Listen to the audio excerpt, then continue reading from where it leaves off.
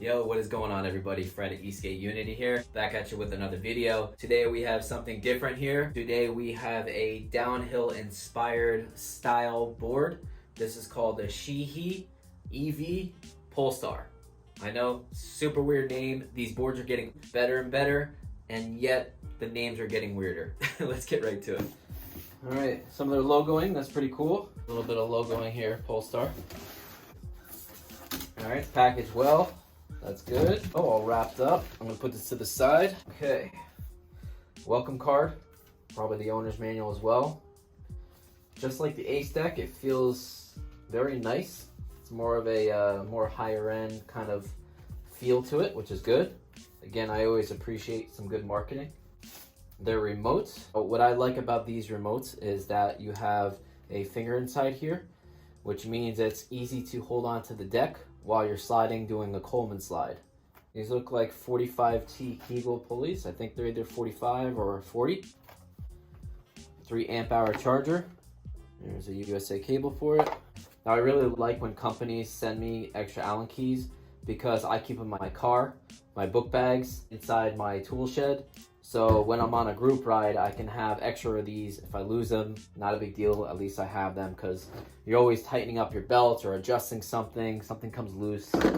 Speaking of belts, extra belts. Charger for the remote. Regular T-tool. And if you guys want to tag them, their little marketing to show where to reach them at.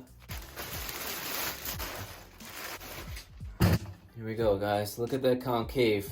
Carbon fiber deck. 33.5 inches long. It is a 13 S2P Molicel 2100 7 cells battery, which is awesome for this size. These are very similar trucks to the Ace deck trucks, but these are rear kingpin CNC aluminum. Belt drive 1500 watt motors. The top speed says around 31 miles per hour. It says the range is about 25 miles in range. It's only 18 pounds. These are 90 millimeter wheels at 70A durometer, so definitely super soft. This is a very sleek board. It's not too small, it's not too big. Charge it up, take it out for a ride. Let's get out there. No mercy, no mercy, no mercy, no mercy.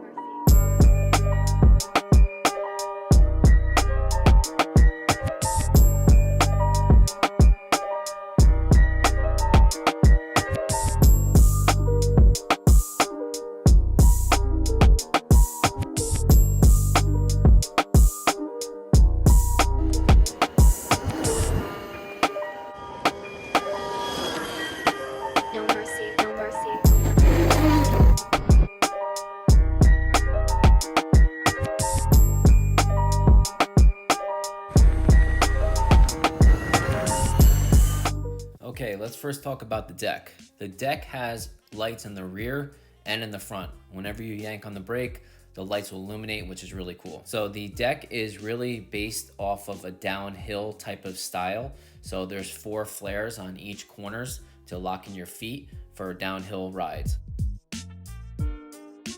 Now, what I also like about the deck, it has a mini kicktail. So anytime you're going over cracks or bumps like that, you can utilize the kicktail to get over those cracks easier, and it will be a little bit more comfortable for you. It also allows you to pivot the board pretty much wherever you want to go.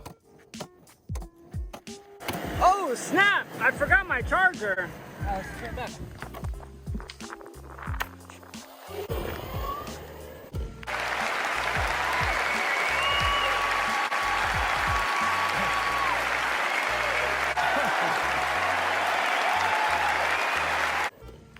So yeah, it's very easy to pivot this board if you just want to utilize the kicktail. So since it's such lightweight, it's very easy to just kick it up and carry the board.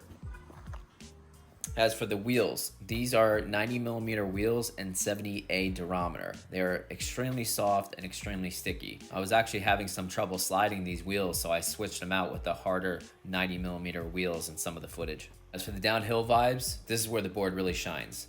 Now, I'm not much of a downhill rider. I never did any kind of downhill boarding in my life, as you can see, but I kept practicing and I was able to do a few minor things. But like I said, you keep practicing, you can achieve anything. But if you have downhill riding experience, you're absolutely gonna love this board.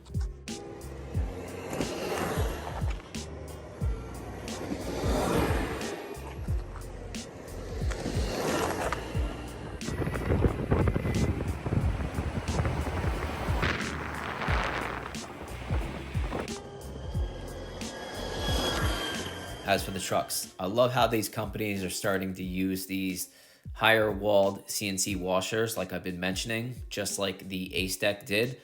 Great stability and carvability. Speaking of the Ace Deck, it seems like both of these boards are utilizing the same remotes and ESC.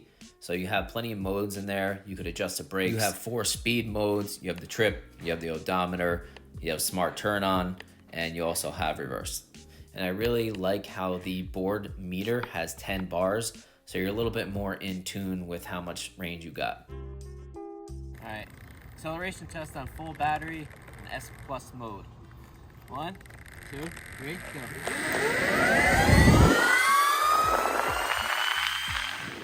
So the eco mode in the Polestar really reminds me of the Backfire Sport mode, because this still has really good power, and yet there's 2 other levels, Sport and then Sport Plus. So you can definitely save on a lot of range with this. Even low is pretty good, but it just caps out at 12 miles per hour.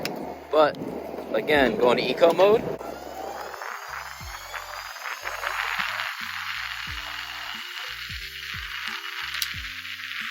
$25 miles per hour. That's plenty in eco. All right, S Plus mode, acceleration test. 1, 2, 3, go.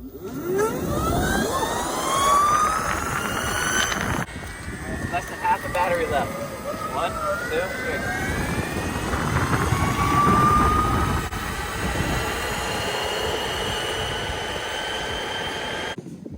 3. Alright, Sport Plus mode, maximum on Backfire Zealot, and the highest mode, which is Turbo. 1, 2, 3, go. So they sound exactly alike. Okay, I hit the throttle.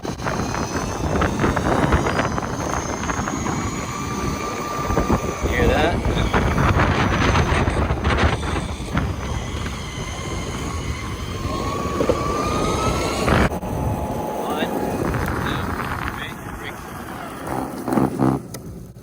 Good.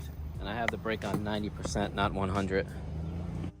As for range, I got 23 miles on the Polestar, which I think is plenty of range for a smaller setup like this. As for top speed, I reached 31.2 miles per hour, which is quite enjoyable on this setup.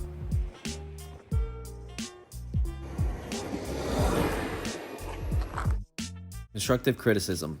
Now, when they build these boards at the factory, they use power tools.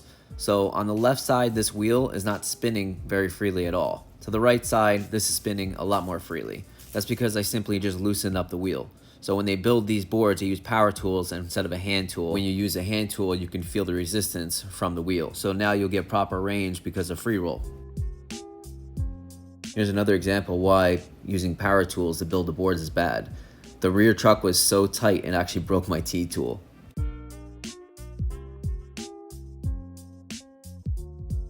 Now I had the same issue with the Ace Deck remote. The mile per hour was pretty off. When I had a full battery, it even set up to 37 miles per hour when I got 31.2 miles per hour.